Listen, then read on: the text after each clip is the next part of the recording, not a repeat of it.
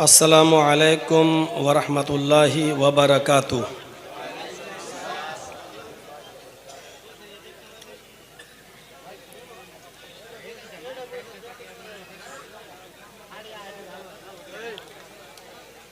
अल्हम्दुलिल्लाह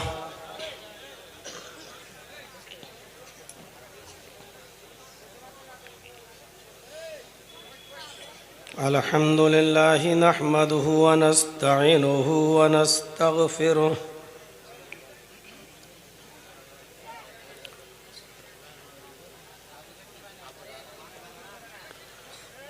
व नऊज़ु बिल्लाहि मिन शुरूरि अनफुसिना व मिन सय्यिआति अअमालिना।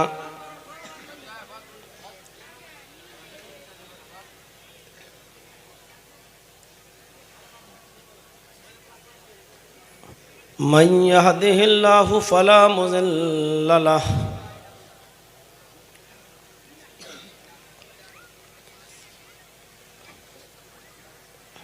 व मन युज़लिल्हु फला हादिय लहु।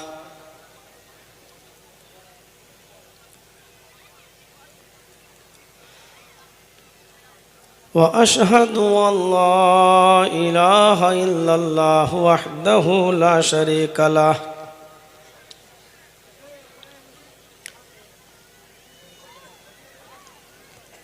व अशहदु अन्न मुहम्मदन अब्दुहु व रसूलुहु।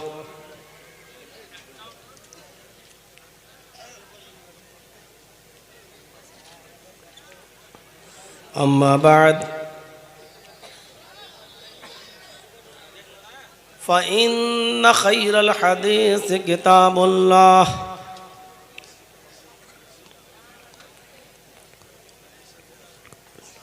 व खैरल हदी हदी मुहम्मदिन सल्लल्लाहु अलैहि वसल्लम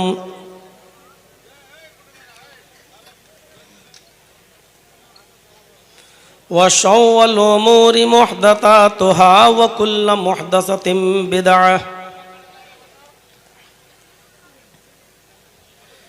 व कुल्लु बिदअतिन ज़लालह व कुल्लु ज़लालतिन फिन्नार।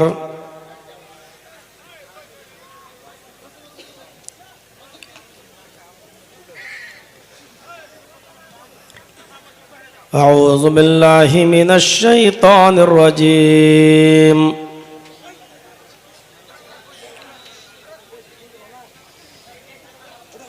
बिस्मिल्लाहिर रहमानिर रहीम।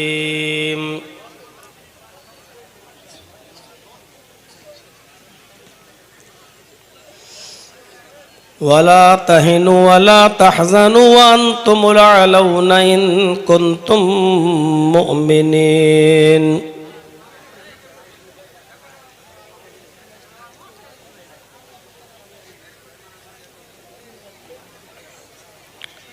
क़ाल नबी सल्लल्लाहु अलैहि वसल्लम अल ईमानु बिज़उन व सबऊन शुअबतन फ़अफ़ज़लुहा क़ौलु ला इलाहा इल्लल्लाह व अदनाहा इमाततुल अज़ा अनित तरीक़ वल हयाउ शुअबतुम मिनल ईमान।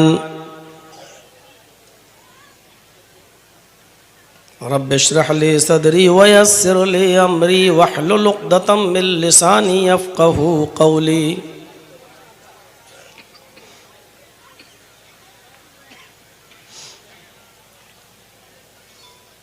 अज़ीमुश्शान इजलास के सदर मोहतरम फ़ज़ीलतुश शेख अब्दुल जलील अल मदनी हफ़िज़हुल्लाह, स्टेज पर बैठे हुए दीगर मुअक्कर उलमाए किराम, बिलखुसूस बार बार हमसे रब्ता करने वाले और मोबाइल के ज़रिए इस प्रोग्राम की तारीख़ का तयन करने वाले हमारे मोहतरम दोस्त जनाब रज़ीउल करीम साहब, जिन्होंने कई महीने पहले से राब्ता किया और उस वक्त तक राब्ता करते रहे जब तक कि डेट फिक्स नहीं हो गई। अल्लाह ताला उनको जज़ाए खैर अता फ़रमाए। इनसे पहले इस इलाक़े का प्रोग्राम इनके वालिद मोहतरम लिया करते थे, हाजी सुल्तान साहब, जो मुझे भी अपना एक बेटे की तरह माना करते थे और अपनी शफ़क़त, प्यार और मोहब्बत का इजहार किया करते थे। आज वो हमारे दरमियान नहीं हैं। अल्लाह रब्बुल आलमीन उनको गरीक़ रहमत फ़रमाए, उनकी कब्र को नूर से भर दे, आला इल्लीन के अंदर जगह अता फ़रमाए। पहले वो हमसे टाइम लिया करते थे और अब उनके बेटे राब्ता करते हैं। काफ़ी अरसे के बाद आपके रूबरू हाज़िर हुआ हूँ और रात के तकरीबन 12 बजे मेरा टाइम बताया गया था और 12 बजे तक आप लोग दिल जमाई के साथ दूसरे उलमा को सुनते रहे। मुख्तलिफ़ अनावीन पर मुख्तलिफ़ ख़िताब आपने उनके मुख्तलिफ़ उसलूब व लहजे में समाअत फ़रमाया और अब भी इतनी बड़ी तादाद में कि जहाँ तक हमारी नज़र जा रही है एक जम्मे गफ़ीर हमारे सामने बैठा हुआ है। अल्लाह रब्बुल आलमीन आपके बैठने को कबूल फ़रमाए, आपके यहाँ आने को कबूल फ़रमाए और जिस मकसद के तहत आपने ये प्रोग्राम यहाँ रखा है, अल्लाह रब्बुल आलमीन आपको इस मकसद में कामयाबी अता फ़रमाए और हम सब को, कहने वालों को भी और सुनने वालों को भी अल्लाह ताला अमल की तौफ़ीक़ अता फ़रमाए। पंखा थोड़ा इधर कर दीजिए क्योंकि कीड़े बहुत आ रहे हैं।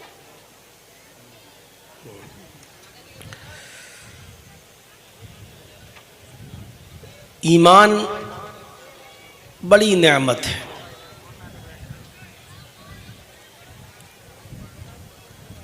अल्लाह के नबी सल्लल्लाहु अलैहि वसल्लम ने हज़रत उमर फ़ारूक को मुखातब करके फ़रमाया था कि आए ख़त्ताब के बेटे सुन लो, सिर्फ ईमान वाले ही जन्नत के अंदर जाएंगे। हमको ईमान समझना चाहिए कि ईमान कहते किसे हैं।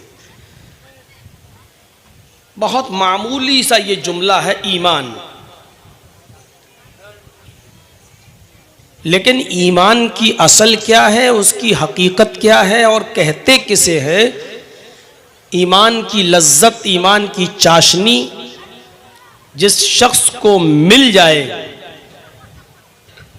तो कभी वो ईमान को छोड़ता नहीं। हम लोग बस एक मुहावरा बोलते हैं, तू बड़ा बेईमान है, यानी तेरे अंदर ईमान नहीं है। हमने बस बेईमान उसको समझ रखा है जिसके अंदर घोटाला करना, माल दिया हो उसको हड़प कर लेना, नाजायज तरीके से खा जाना, इसी को हम ये समझते हैं कि ये बड़ा बेईमान शख्स है, देखो उसने फलां आदमी की बेईमानी कर ली है। ईमान का एक हिस्से से ये शख्स महरूम है, ये तो कहा जा सकता है, लेकिन इसी को पूरा ईमान और ऐसा न करने को पूरी तरीके से बेईमानी कह दिया जाए, ये चीज गलत है। अल्लाह रब्बुल आलमीन ने कुरान में फरमाया कि मुसलमानों तुम गम न करो, तुम मायूस मत हो, तुम परेशान मत हो, तुम उदास मत हो, तुम ही गालिब रहोगे, तुम ही सर बुलंद रहोगे, हम तुम ही को इज्जत देंगे, तुम ही को बुलंदी अता फरमाएंगे, सरदारी देंगे। आला मकाम अता फरमाएंगे, लेकिन मेरी एक शर्त है, इन कुंतुम मुमिनीन, अगर तुम मोमिन हो तो, अगर ईमान है आपके अंदर तो। इससे पता चल सकता है हमें और आपको कि ईमान की हैसियत क्या है। आज पूरे हिंदुस्तान के अंदर भारतीय कानून के मुताबिक और गृह मंत्रालय की रिपोर्ट के मुताबिक 20 करोड़ मुसलमान हैं। तो उनके यहां जो वोटर लिस्ट वगैरह में नाम है उस एतबार से 20 करोड़ माना जा सकता है, लेकिन 30 करोड़ 35 करोड़ भी कहा जाता है जिन लोगों के नाम वोटर लिस्ट वगैरह में नहीं, अगर उनको भी शामिल कर लिया जाए तो ये तादाद 30 करोड़ कम से कम 25 करोड़ से तो कम है ही नहीं। लेकिन अल्लाह कह रहा है कि हम तुम्ही को बुलंदी देंगे, तुम्ही को सरदारी देंगे, तुम्ही को आला मकाम देंगे, तुम्ही को हुकूमत देंगे। इन कुंतुम मोमिनीन, अगर तुम मोमिन हो तो। आज हमारे पास हुकूमत नहीं है, आज हमारे पास सरदारी नहीं है, आज हमारे पास इज्जत नहीं है, आज सबसे ज्यादा जलील हम हैं, सबसे ज्यादा रुस्वा हम हैं, सबसे ज्यादा परेशान हाल हम हैं। तो इसका मतलब यह है कि हमारे अंदर ईमान नहीं है, वरना सारी कायनात झूठी हो सकती है, अल्लाह का फरमान झूठा नहीं हो सकता। अल्लाह कह रहा हम इज्जत तुम्हें देंगे, सर बुलंदी तुम्हें देंगे, इन कुंतुम मुमिनीन। शर्त यह है कि पहले तुम अपने अंदर ईमान पैदा कर लो। आज हमारे अंदर ईमान नहीं है, अगर ईमान हमारे अंदर होता तो आज हमारी ये हालत नहीं होती जिस हालत से हम और आप गुजर रहे हैं। जो चाहता है हमें पकड़ लेता है, जो चाहता है कोई भी गोश्त को गाय का गोश्त कहकर ट्रेनों में हमारी रुसवाई होती है, हमारी दाढ़ी पकड़ के खींची जाती है, हमारे बुजुर्गों को भी नहीं छोड़ा जाता है, जहां मर्जी आई वहां पकड़ के बांध के मारा जाता है, पीटा जाता है, हमारी लिंचिंग की जाती है। आज हमारी कोई इज्जत नहीं है, कोई वैल्यू नहीं रही। इसका भी मुंह उधर है, उसका भी मुंह उधर है, पता ही नहीं चल रहा। एक तो इधर करो। असल में ये कीड़ा नहीं आता तो कोई बात नहीं, इतना है, 2 तो खा चुका हूं मैं अब तक। अब ये कम से कम एक पंखे का रुख इधर होना चाहिए, ठीक है। देखिए हमारी ये हालत आज कर दी गई है, और पूरी आलमी सतह पर देख लीजिए आज हमारा क्या हाल है। फिलिस्तीन के अंदर हमारा क्या हाल है, लबनान में हमारा क्या हाल है, सीरिया में हमारा क्या हाल है, ईरान में हमारा क्या हाल है, उर्दून और अलजायर में हमारा क्या हाल है, मराकश में हमारा क्या हाल है। पूरी आलमी सतह पर भी देखा जाए तो मुसलमान कहीं पर भी इज्जत के साथ नहीं है। ज़ुरिबत अलैहिमुज़्ज़िल्लतु वल मस्कना, कायनात के किसी भी दौर में आज तक मुसलमान इतना जलील और इतना रुस्वा कभी नहीं देखा गया जो इस दौर में देखा जा रहा है। वला तहिनु वला तहज़नु व अंतुमुल अलौना इन कुंतुम मुमिनीन, मोमिनो तुम गम न करो, मोमिनो तुम मायूस मत हो जाओ, मोमिनो तुम परेशान मत हो, हम तुम्ही को बुलंदी देंगे। वान तुम तुम्ही आला रहोगे, तुम ही सर बुलंद रहोगे, तुम ही मालिक रहोगे, हम तुम्हें हुकूमत से नवाजेंगे, हम तुम्हें इज्जत देंगे, हम तुम्हें कामयाबी अता फरमाएंगे। इन कुंतुम मोमिनीन, पहले तुम मोमिन तो हो जाओ। ईमान बहुत वसी मौजू है। स्टेज के पास ही आप लोग बोलेंगे तो कैसे जहन बनेगा हमारा। अब सुनिए मेरे भाइयों, एक हदीस जो मैं आपको सुनाने जा रहा हूं। ईमान बहुत वसी चीज है, लेकिन आज सिर्फ 3 चीजें हम आपके सामने रखेंगे बस। अल्लाह के नबी सल्लल्लाहु अलैहि वसल्लम ने फरमाया, अल ईमान बिज़ुन व सबऊन शुअबतन, ईमान की 70 से ज्यादा शाखाएं हैं, ब्रांचेस। 70 से ज्यादा ब्रांच है, 70 से ज्यादा शाखाएं हैं। 3 ब्रांच को, 3 शाखाओं को अल्लाह ने बयान किया है इस हदीस के अंदर। अल्लाह के नबी ने फरमाया ईमान की 70 से ज्यादा शाखाएं हैं। 70 से मुराद कसरत, 70 से मुराद ये नहीं है कि 70 ही है।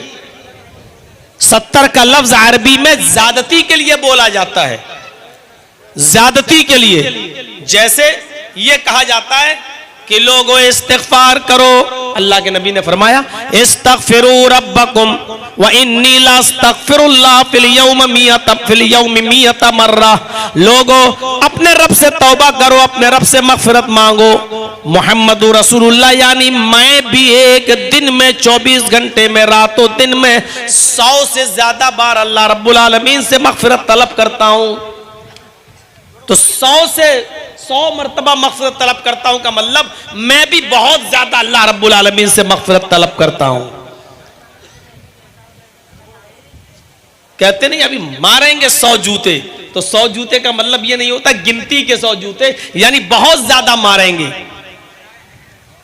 अरे मैंने 50 बार तुमसे ये कहा, तो 50 बार कहने का मतलब ये नहीं कि 50 बार का मतलब यह कि बहुत ज्यादा बार मैंने ये बात कही है। मैं तुम्हें 50 बार समझा चुका हूं ये काम मत करना, तो इसका यह मतलब नहीं है कि 50 बार हमने काउंट करके और गिनती करके हमने आपको समझाया। नहीं, 50 मरतबा समझाने का मतलब यह कि बहुत ज्यादा बार मैं तुमको समझा कर थक चुका हूं, लेकिन तुम नहीं मानते। यही मतलब है। ईमान की 70 से ज्यादा शाखाएं हैं, मतलब यह कि ईमान की बहुत सी ब्रांचेज हैं, ईमान की बहुत सी शाखाएं हैं। सबसे अफजल बता दी, सबसे निचली बता दी, सबसे बेहतर क्या है वो बता दिया, और सबसे नीची कौन सी ब्रांच है ईमान की वो बता दी, और अलग से इन दोनों के बीच में एक ब्रांच है उसको जिक्र कर दिया। गौर कीजिए, अल्लाह के नबी फरमाते हैं ईमान की 70 से ज्यादा शाखाएं हैं। फअफ़ज़लुहा क़ौलु ला इलाहा इल्लल्लाह, सबसे अफजल शाख, सबसे अफजल ब्रांच ईमान की क्या है? ला इलाहा इल्लल्लाह कहना। क़ौलु ला इलाहा इल्लल्लाह, अपनी जबान से ला इलाहा इल्लल्लाह का इकरार करना, ला इलाहा इल्लल्लाह बोलना, यह सबसे अफजल शाख है। आप समझ रहे होंगे मौलाना साहब ये ला इलाहा इल्लल्लाह में कौन सी ऐसी चीज है, अभी सुनते जाइए आप। सबसे अफजल शाख क्या है? ला इलाहा इल्लल्लाह। वो अदनाहा, और सबसे निचली ब्रांच, सबसे घटिया, सबसे नीचे दर्जे का ईमान की शाख, सबसे कमतर दर्जे की ईमान की शाख इमाततुल अज़ान तरीक, रास्ते में अगर कोई नुकसान देने वाली, तकलीफ देने वाली चीज पड़ी हुई है तो उस चीज को रास्ते से हटा देना, यह भी ईमान का एक हिस्सा है। रास्ते में केले का छिलका पड़ा है, हटा दो। रास्ते में कांटा पड़ा है, हटा दो। रास्ते में पत्थर पड़ा है, हटा दो। रास्ते में कोई गलाजत और गंदगी पड़ी हुई है, हटा दो। कोई बूढ़ा आदमी केले के छिलके पर पैर रखकर फिसल सकता है, कोई बच्चा पत्थर से ठोकर खा के गिर सकता है, किसी का भी पैर गंदगी पर पड़कर फिसलकर गंदगी उसके कपड़ों को लग सकती है। रास्ते में जो भी तकलीफ देने वाली चीज हो, चाहे उस रास्ते से हिंदू गुजरे, मुस्लिम गुजरे, ईसाई गुजरे, यहूदी गुजरे, कम्युनिस्ट गुजरे, बुद्धिस्ट गुजरे, सिख गुजरे, कोई भी गुजरे, अगर वो रास्ते से गुजर रहा है और राहगीरों के गुजरने की वो जगह है और वहां पर तकलीफ देने वाली कोई चीज पड़ी हुई है तो उस चीज को रास्ते से हटा देना भी ईमान का हिस्सा है। अफजल बता दिया, सबसे कमतर बता दिया। अब एक और बीच में बता दिया, लास्ट में अल्लाह के नबी सल्लल्लाहु अलैहि वसल्लम ने फरमाया वल हयाउ शुअबतुम मिनल ईमान, हया शर्म ये भी ईमान की एक शाख है। आइए जरा जायजा लेंगे हम ला इलाहा इल्लल्लाह का माना और मतलब क्या है। हमने इसको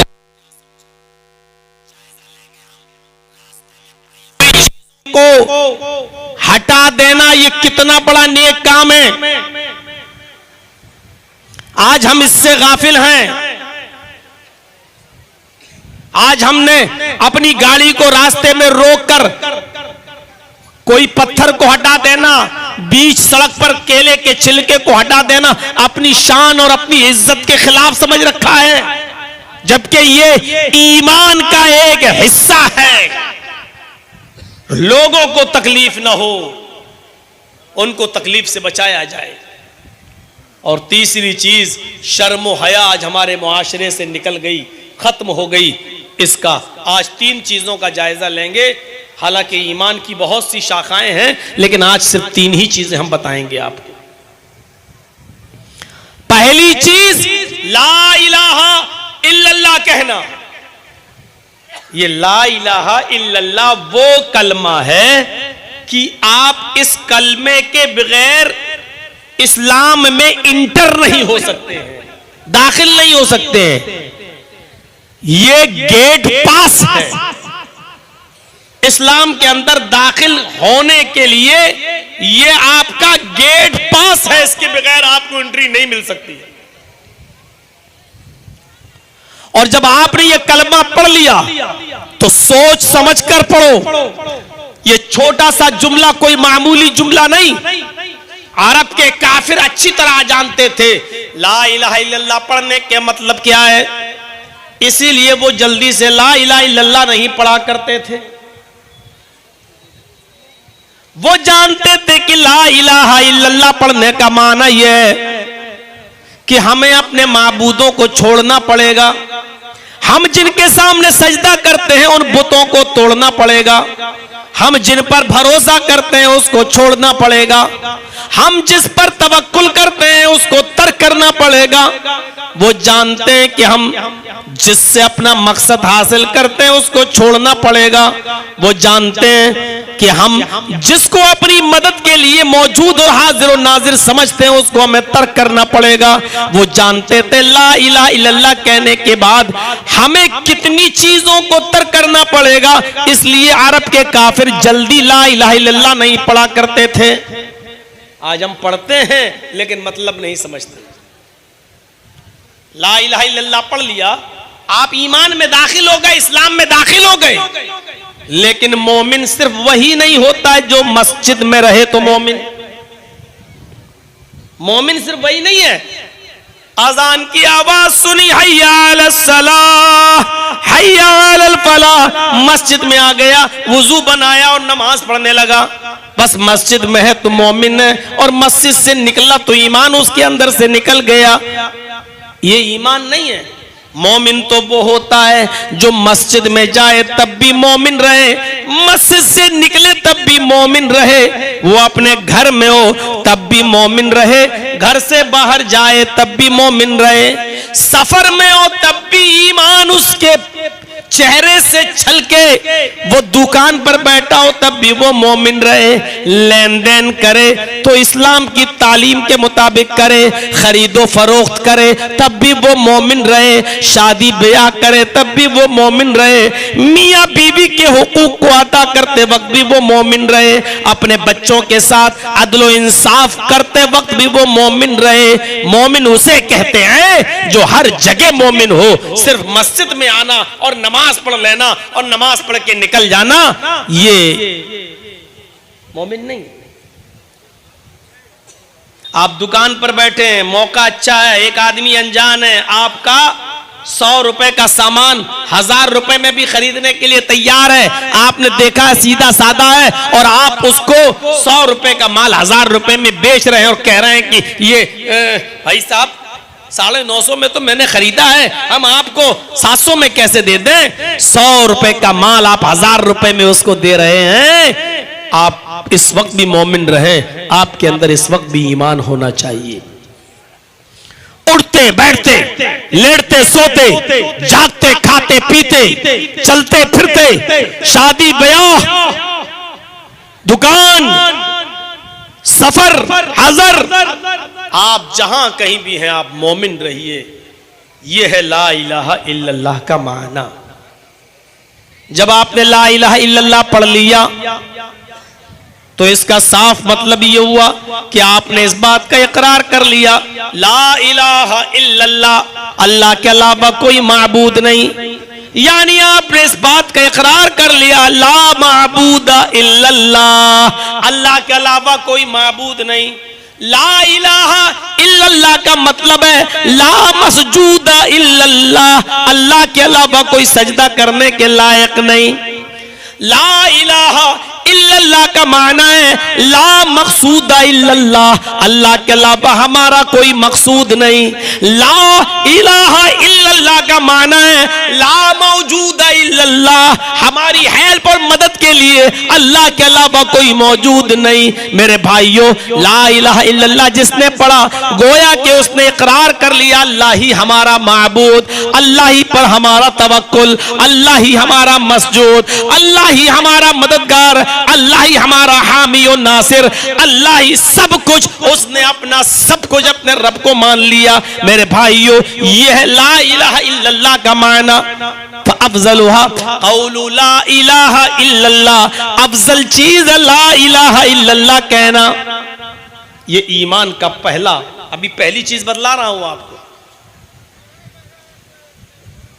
इस ला इलाहा इल्लल्लाह कहने से, सुनिएगा, एक आदमी 70 साल गुनाह करते करते बूढ़ा हो गया, लेकिन अब उसको होश आया, बहुत गुनाह कर चुका, काफिर है वो। आया, साहब मैं काफिर हूं, 70 साल की जिंदगी कुफ्र में गुजर गई, अब एहसास है, लंग्स खराब हो चुके, टीबी की बीमारी हो चुकी, मरने वाला है, लेकिन मरने से पहले उसने ला इलाहा इल्लल्लाह पढ़ लिया, और ला इलाहा इल्लल्लाह पढ़ते ही उसका इंतकाल हो गया, वो मर गया। इस कलमे की बरकत से वो जन्नत के अंदर जाएगा। अब ला इलाहा इल्लल्लाह का पावर समझा?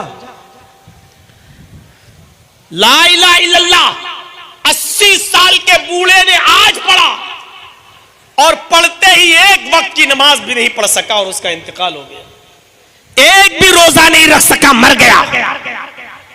इस ला इलाहा इल्लल्लाह की वजह से वो जन्नत में जाए। अल्लाह के नबी सल्लल्लाहु अलैहि वसल्लम एक छोटे से 12 साल के बच्चे की अयादत के लिए घर से निकले। पता चला यहूदी का एक बच्चा बीमार है जो मेरी खिदमत करता था। आप उस यहूदी के घर गए, दस्तक दी, उसके बाप ने दरवाजा खोला, अल्लाह के नबी से कहा अंदर आइए। अल्लाह के रसूल उस छोटे से बच्चे के पास बैठ गए। वो अल्लाह के नबी को देखने लगा और उसकी आखिरी सांसें निकल रही थी, ऐसे कर रहा था वो, आखिरी सांसें, और अल्लाह के नबी को देख रहा था। अल्लाह के रसूल ने उस बच्चे से कहा, यहूदी बच्चे से, कुल ला इलाहा इल्लल्लाह, आए यहूदी बच्चे ला इलाहा इल्लल्लाह कह दो। जानते हैं कि 12 साल की उम्र उसकी कैसी गुजरी है, लेकिन आप उसके पास बैठकर कह रहे हैं कुल ला इलाहा इल्लल्लाह, आए यहूदी बच्चे ला इलाहा इल्लल्लाह कह दो। उस बच्चे ने अपने बाप को देखा, यानी उसका दिल तो था ला इलाहा इल्लल्लाह कहने के लिए, लेकिन उसने अपने बाप की तरफ देखा। उसके बाप ने भी समझ लिया मेरा बेटा चाहता था और मेरा बेटा जिंदगी में मोहम्मद रसूलुल्लाह की बड़ी तारीफ करता रहा, नबी की खिदमत करता था और आकर मुझे नबी के बारे में बताता था।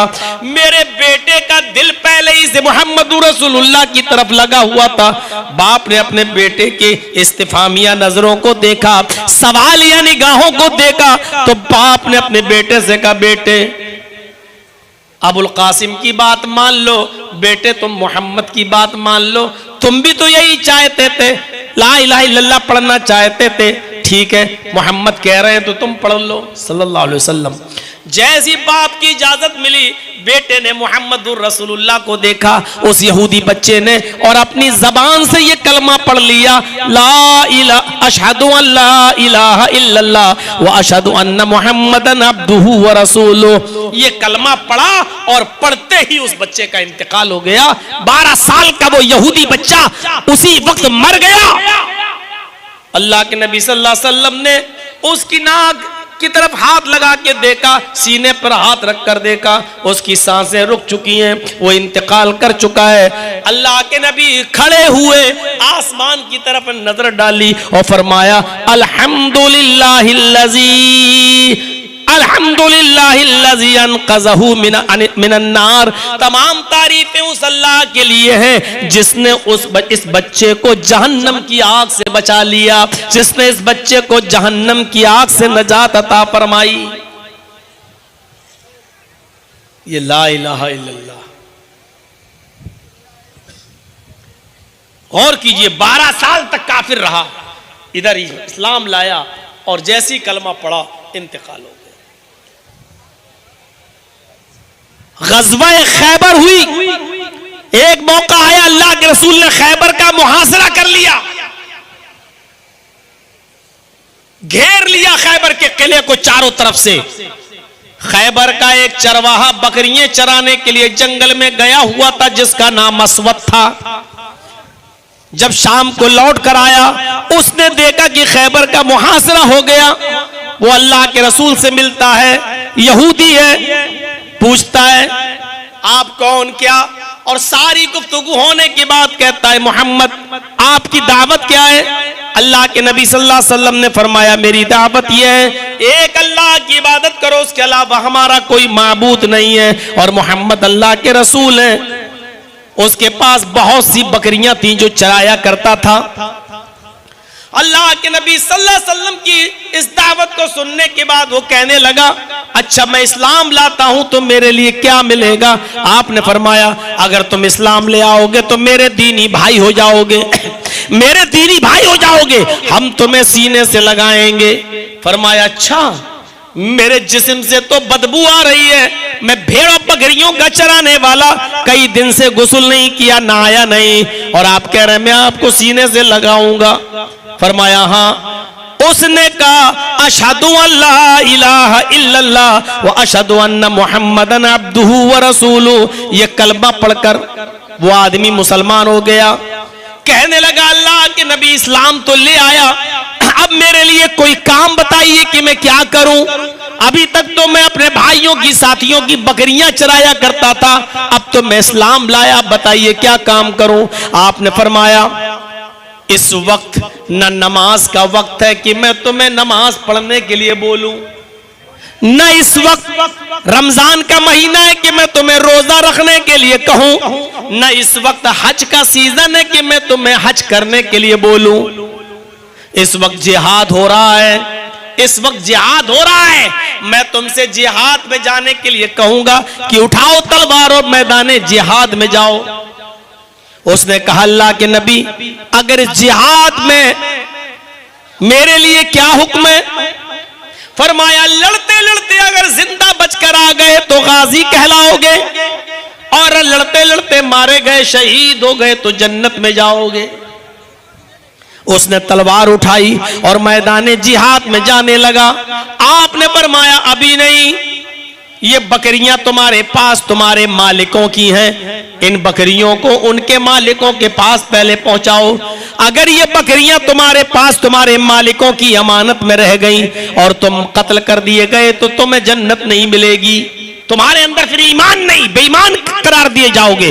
अभी जिन लोगों की बकरियां तुम्हारे पास है, पहले उनकी बकरियां उनको देकर आओ।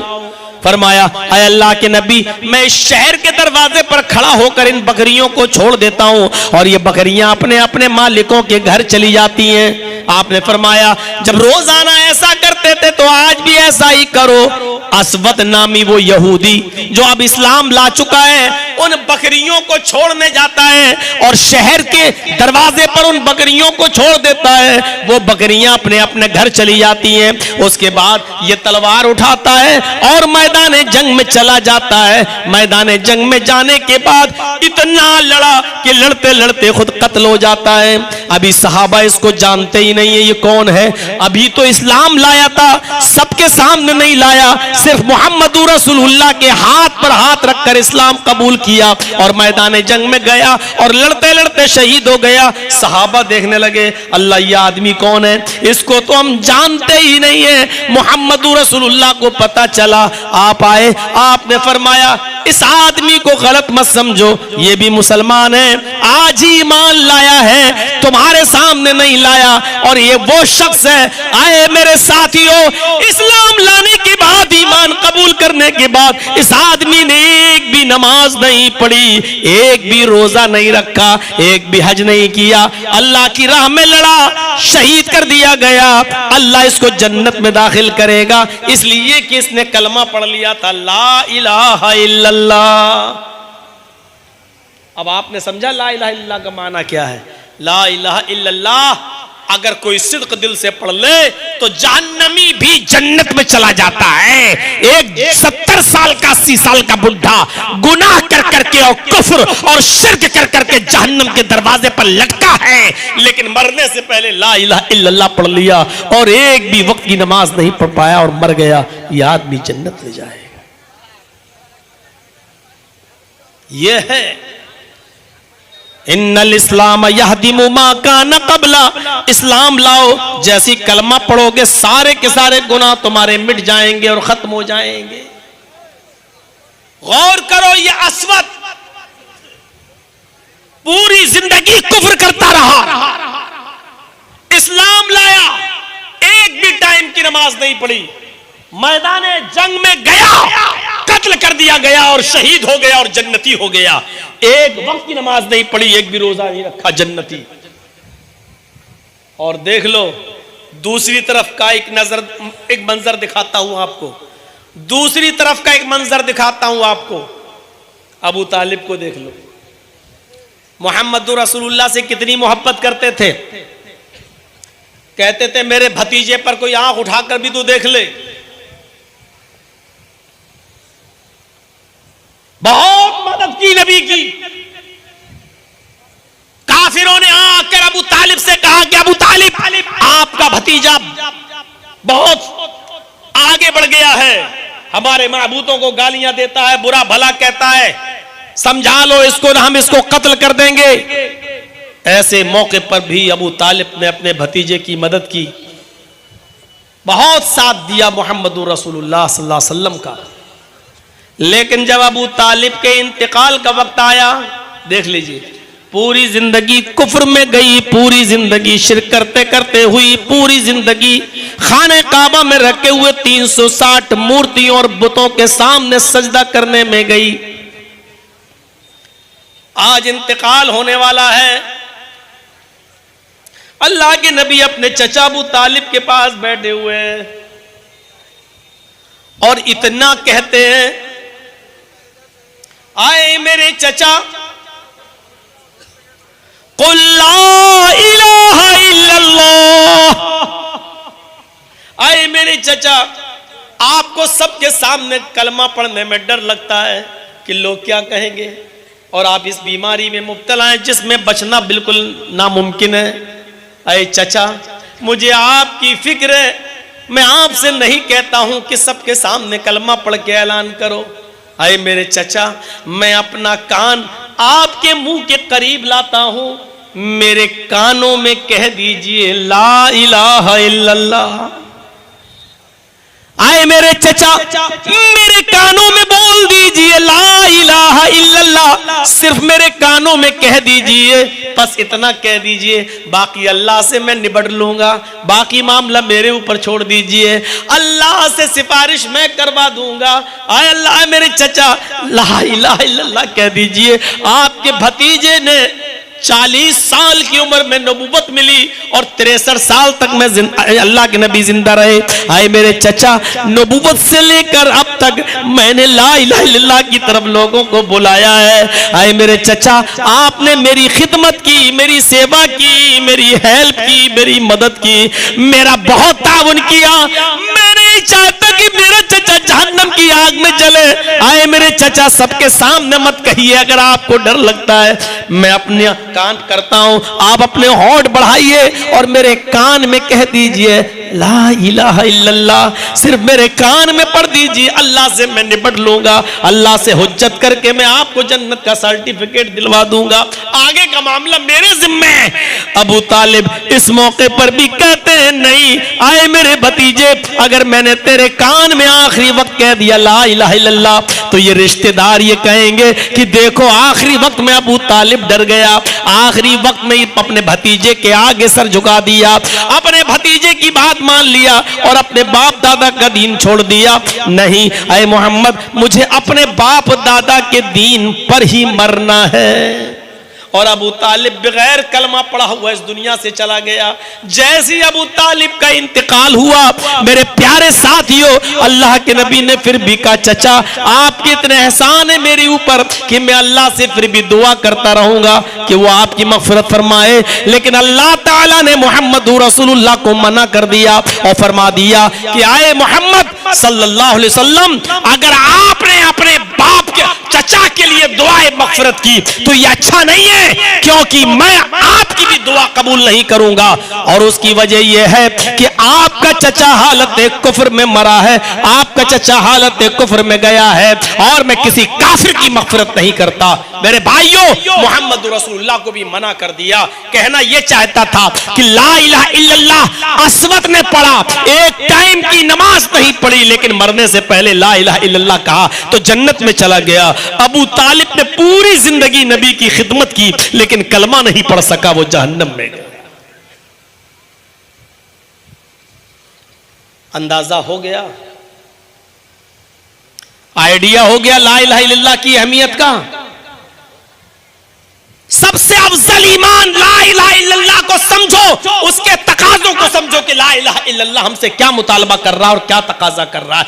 ला इलाहा इल्लल्लाह कहो, मज़ारों के सामने सजदा भी करो, ला इलाहा इल्लल्लाह कहो, और बेटा बेटी की फरियाद लेकर अजमेर और बदायूं और फुलवारी शरीफ भी जाओ, ला इलाहा इल्लल्लाह भी पढ़ो, शजरो हजर से मांगो भी, ला इलाहा इल्लल्लाह भी पढ़ो, और तावीज़ अपने गले में लटकाते फिरो। ये ला इलाहा इल्लल्लाह का तकाजा नहीं है। मेरे भाइयों, ला इलाहा इल्लल्लाह पढ़ने वाला इस बात का इकरार करता है कि अल्लाह के अलावा मुझे किसी के ऊपर भरोसा नहीं है।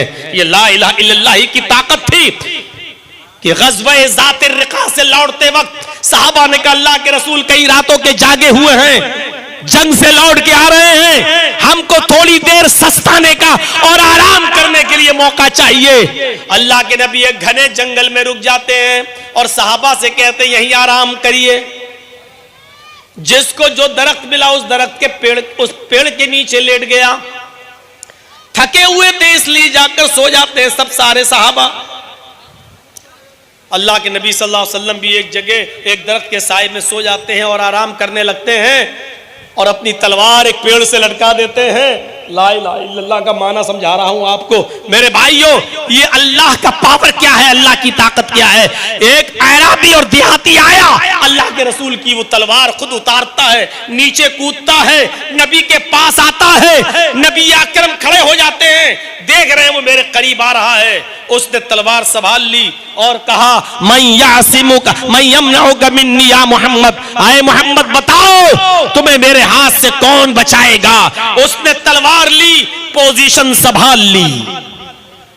एक फौजी होता है ना, किसी टैंक पर हमला करना होता तो पहले अपनी पोजीशन संभाल लेता है, उसके बाद में गोली चलाता है, निशाना लगाता है। उस देहाती ने अपनी पोजीशन संभाल ली, तलवार उठा ली, नबी की गर्दन पे मारने वाला है और सवाल करता है मैं यमनउका मिन्नी या मोहम्मद, मोहम्मद तलवार मेरे हाथ में, पोजीशन मैं संभाले हुए, बता तुझे मेरे हाथ से कौन बचाएगा। और मोहम्मद रसूलुल्लाह ने उसको ला इलाहा इल्लल्लाह का माना बताया, कहा अल्लाह। क्या कहा? अल्लाह। उसने अल्लाह का नाम सुना है, तलवार छूट गई। उस जमाने का काफिर भी जानता था अल्लाह कौन है। उस जमाने का काफिर भी जानता था कि मोहम्मद ने किस हस्ती का नाम लिया है। उधर दीजिए, इन सब लोगों को भगाइए तो जो यहां खड़े हैं, सबको आप सख्ती से हटाइए। तो न सुन रहे हैं और न पीछे वालों को सुनने दे रहे हैं।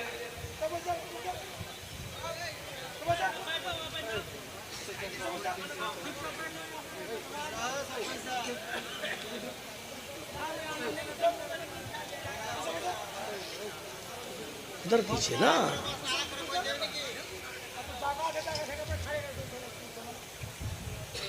क्या कहा? अल्लाह। उस जमाने का काफिर भी जानता था कि अल्लाह कौन है। आज का मुसलमान अल्लाह के पावर को नहीं समझता। अजान हो रही है, अल्लाहु अकबर अल्लाहु अकबर, चाय की दुकान पर बैठकर चाय पी रहा है। अजान हो रही है, अल्लाहु अकबर अल्लाहु अकबर, अल्लाह का नाम लिया जा रहा है, अपने खेत जोत रहा है। अल्लाह का नाम लिया जा रहा है, अपनी दुकान पर बैठा हुआ है।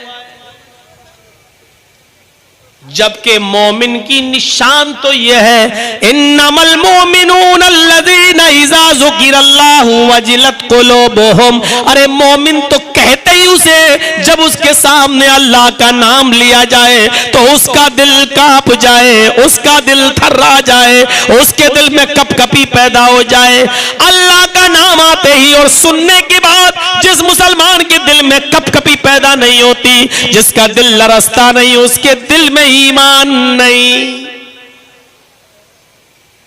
अजान की आवाज सुनकर तुम दुकानों पे बैठ लेते हो, तुम्हारे कलेजे कैसे बर्दाश्त कर लेते हैं इस बात को? अजान की आवाज आती है, तुम चाय की होटलों पे बैठे गप्पे लड़ाते रहते हो, तुम्हारे कलेजे कैसे बर्दाश्त करते हैं इस बात को?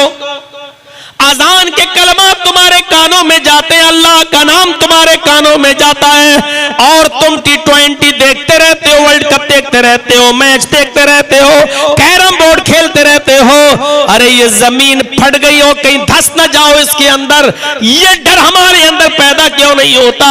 इन्नमल मोमिनून अल्लज़ीना इज़ा ज़ुकिरल्लाहु वजिलत क़ुलूबुहुम। अरे मोमिन की पहचान ये है कि जब उसके सामने अल्लाह का नाम लिया जाता है तो उसका दिल कांप जाता है, उसका दिल थर्रा जाता है।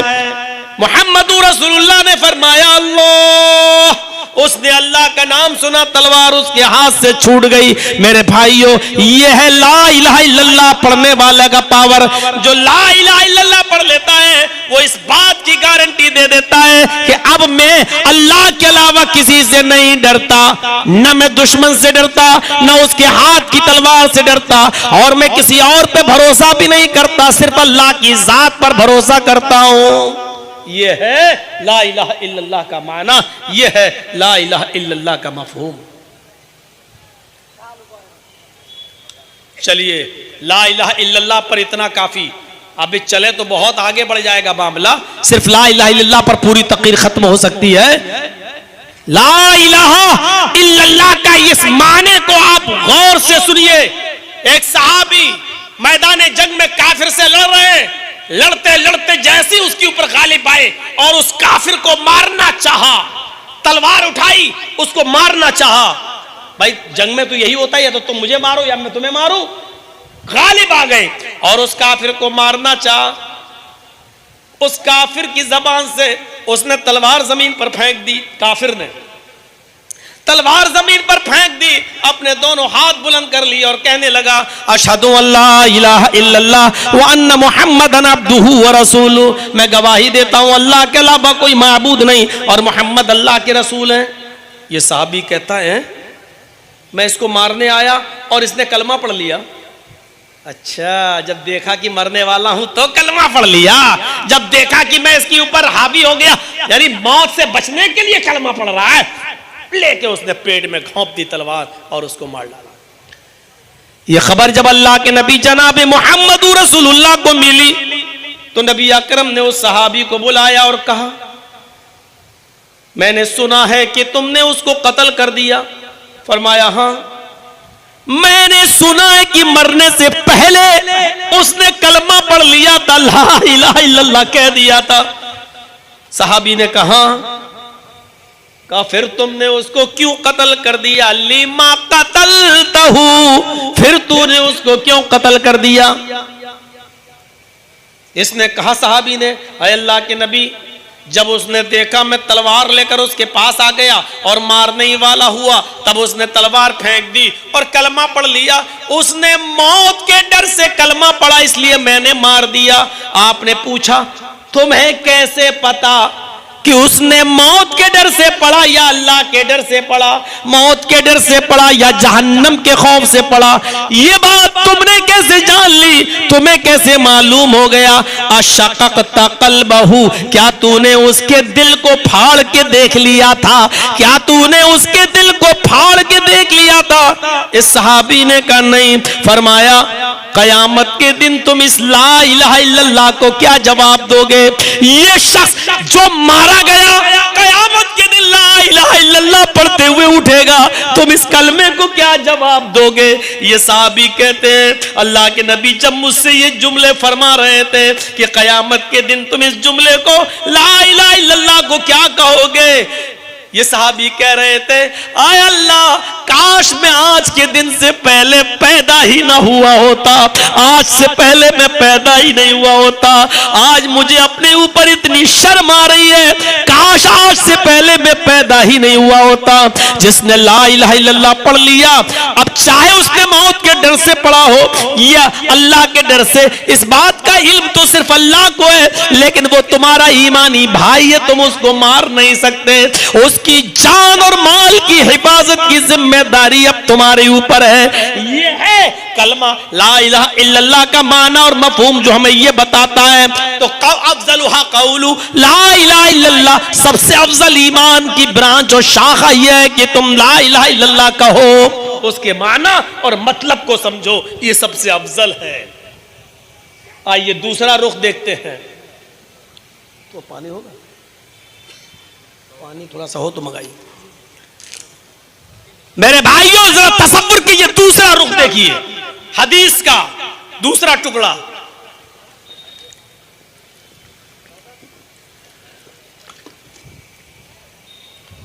और सुनिएगा बहुत अच्छी चीज, यहां तो अल्लाह के बारे में बता दिया, हुकूकुल्लाह। अब आइए हुकूकुल इबाद, दूसरा टुकड़ा, इमाततुल अज़ानित तरीक, रास्ते से तकलीफ दे चीज को हटा देना, यह भी ईमान है। ये जो उड़ उड़ के जा रहे हैं ना, ये भी इसमें शामिल है। जुमे के दिन लाइन में लोग बैठे हैं और पीछे से कोई आदमी आए और गर्दने को चीरते हुए आगे बढ़े, ये भी उसमें शामिल है। किसी को तकलीफ देना इसमें शामिल है। आपको जब पेशाब ज्यादा लगता है तो आप बैठते क्यों हैं बीच में जाकर? अगर शुगर की बीमारी है तो आप बैठते क्यों हैं ऐसी जगह पर? ये सारी चीजें आपको सोचना पड़ेंगी, गौर करना पड़ेगा। ये सारी चीजें इसमें शामिल हैं। पत्थर पड़ा है, गाड़ी से आप जा रहे हो गए चौधरी अपने घर के, हो गए मुखिया और सरपंच अपने घर के, अगर रास्ते में पड़े हुए पत्थर पे नजर पड़ गई तो गाड़ी रोको और हटाओ। ये ईमान का हिस्सा है। और एक बात याद रखिएगा, पूरी जिम्मेदारी के साथ कह रहा हूं इस बात को, रास्ते से तकलीफ दे चीज को हटाना, कांटा हटाना, पत्थर हटाना, केले का छिलका हटा देना, गंदगी हटा देना, जिस तरह ये ईमान का हिस्सा है और सवाब का काम है, उसी तरीके से रास्ते में केले का छिलका फेंकना, रास्ते में कांटा डालना, रास्ते में कूड़ा फेंकना, रास्ते में तकलीफ दे चीज को फेंकना, ये उसी तरीके से गुनाह का हिस्सा है। और हम ऐसा करने वाला गुनाहगार भी होगा। अगर हटाना सवाब है तो ऐसा करने वाला गुनाहगार भी है। कूड़ा उठाया और ले घर के बाहर फेंक दिया, सरकारी जमीन है ठीक है, लेकिन गुजरता कौन है उसके ऊपर से? गुजरता कौन है उसके ऊपर से। इन चीजों को हटाना सवाब है और ईमान का हिस्सा है। केले का छिलका रास्ते से हटाना सवाब है, केले के छिलके को भी सड़क पर फेंक देना गुनाह भी है। ये ना देखो कि सड़क से कौन गुजरता है, जो भी गुजरता है वो इंसान ही है। हम कह रहे हैं इंसान न सही जानवर ही गुजरे तो क्या वो नहीं फिसल सकते हैं? इस्लाम के अंदर तो जानवरों के भी हुकूक हैं। इस्लाम ने तो इतने हुकूक बयान किए कि मौलाना जर्जी साहब अपने 1.5-2 घंटे की तकरीर में उसका इहाता नहीं कर सकते हैं। अगर आपका घोड़ा 50 किलो का है तो उसके ऊपर कितना सामान ला देंगे? आपका घोड़ा 60 किलो का है तो आप अपने घोड़े पर कितना सामान ला देंगे? आपका घोड़ा 100 किलो का है तो आप उसके ऊपर कितना सामान ला देंगे? आपका गधा कितने किलो का है, उसके ऊपर कितना सामान ला देंगे? ये सारी की सारी चीजें मेरे भाइयों शरीयत ने मुतय्यन कर दी हैं। कंजुल माल जाकर देखो और पढ़ो, ये सारी की सारी चीजें उसमें मिलेंगी। इतने वजन का घोड़ा हो तो उस पर इतने से ज्यादा सामान नहीं ला सकते हो। इस्लाम ने तो जानवरों तक के हुकूक बयान कर दिए, फिर इंसानों के हुकूक क्यों नहीं बयान करेगा?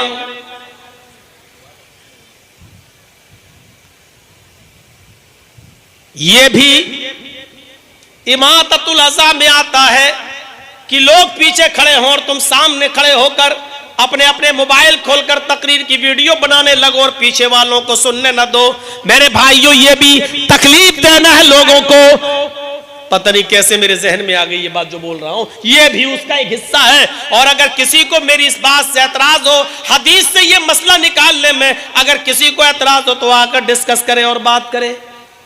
जिस चीज से भी लोगों को तकलीफ पहुंचती है उस चीज से बचा जाए, लोगों को तकलीफ न दी जाए। ये इस्लाम का एक हिस्सा है, ईमान का एक हिस्सा है। ये आप अपने घर को साफ रखते हैं, अपने दिल को भी साफ रखिए।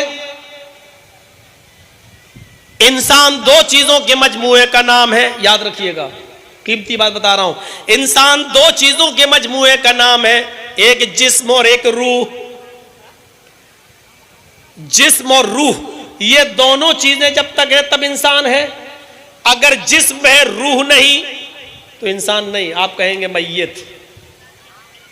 अभी आप कहेंगे जर्जीज साहब बोल रहे हैं, और जैसे ही जर्जीज के अंदर से रूह निकल जाएगी कहा जाएगा मैयत को लाओ, मैयत को नहलाओ, मैयत को गुस्ल दो, मैयत को कफन पहनाओ। सबसे पहले नाम बदलता है मरने के बाद। जिस नाम के लिए तू मरा जाता है, जिस नाम के लिए तू एक दूसरे की जाने लेता है, जिस नाम को तू बाकी रखना चाहता है, मरने के बाद सबसे पहला तेरा नाम चेंज होता है। घमंड तोड़ दिया। आज हो जर्जीज साहब, कल मरोगे तो कहोगे मैयत को लाओ। ए मौलाना साहब आइए, मैयत का जनाजा पढ़ा दीजिए। कोई नहीं कहेगा जर्जीज साहब को गुस्ल दे दो, कोई नहीं कहेगा जर्जीज साहब को कफन पहना दो, कोई नहीं कहेगा जर्जीज साहब का जनाजा पढ़ा दो। लोग कहेंगे मैयत को लाओ, मैयत को कफनाओ, मैयत को नहलाओ, मैयत को गुस्ल दो, मैयत को जनाजा पढ़ाओ। और जब कब्र में उतारा जाएगा तो कहा जाएगा मैयत को कब्र में उतारो। सबसे पहले नाम ही मिट गया जिस नाम के लिए तू एक दूसरे को मिटाता था। गौर करो, 2 चीजों का नाम इंसान है, एक जिस्म और एक रूह। रूह जिस्म में है तो हम इंसान हैं, इसलिए जिस्मों की भी बीमारी है और रूह की भी बीमारी है।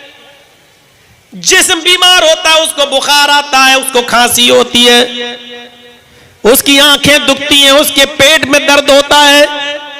आप इसका इलाज करते हो क्योंकि ये जिस्म है और जिस्म बीमार होता है तो उसका इलाज डॉक्टर करता है।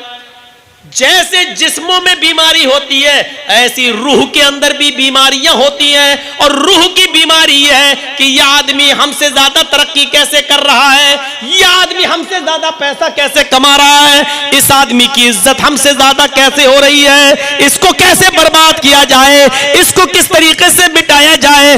उसका हसद, उसकी दुश्मनी, उसका कीना, उसका बुग़्ज़, उसका इनाद हम अपने दिल में रख लें, हम उससे हाथ भी मिलाएं, सलाम भी करें और उसकी नफरत अपने दिल में रखें, ये रूह की बीमारी है। जिस्म का इलाज यह है कि बुखार आए तो पैरासीटामोल ले लो, एलर्जी हो जाए, खांसी आने लगे, जुकाम हो, बार बार छींकें आ रही हो तो मोंटारेल सी ले लो, डोलो ले लो, बुखार की सूरत में पेट में दर्द हो रहा है तो मिफ्टाल इस्पास ले लो, ड्रोटिल ले लो, टेबलेट खा लो।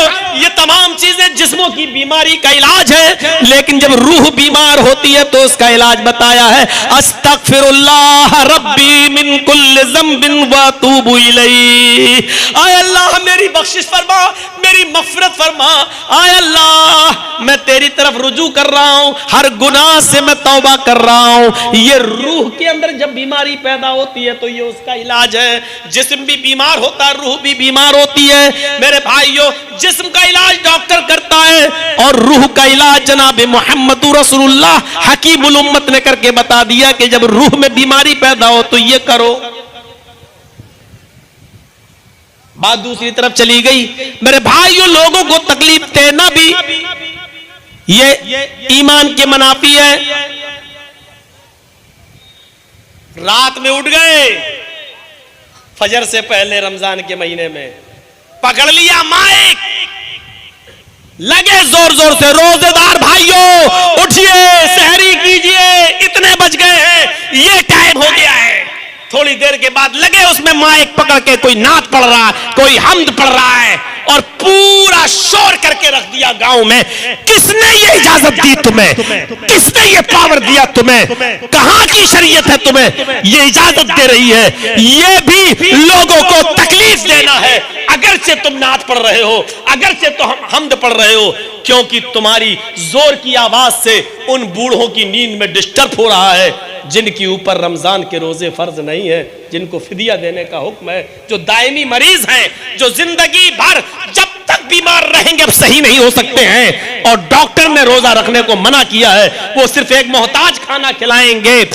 आप उनको परेशान कर रहे हैं। आप रात में उन औरतों को परेशान कर रहे हैं जिनके पेट में हमल है और जो रोजा नहीं रख सकती, उस बच्चे की सेहत पर असर पड़ेगा।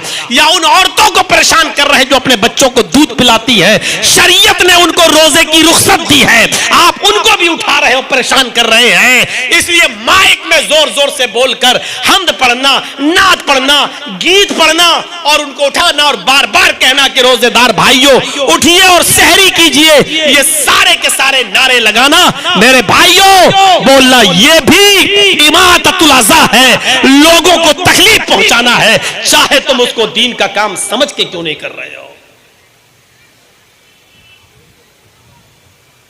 जुलूस लेके निकल गए साहब, रास्ता जाम कर दिया, एम्बुलेंस बेचारी जा रही है, उसमें मरीज बैठा है, मौत और जिंदगी की कश्मकश में है, आप जुलूस निकाल रहे हैं साहब, हैप्पी बर्थडे टुडे या रसूल अल्लाह।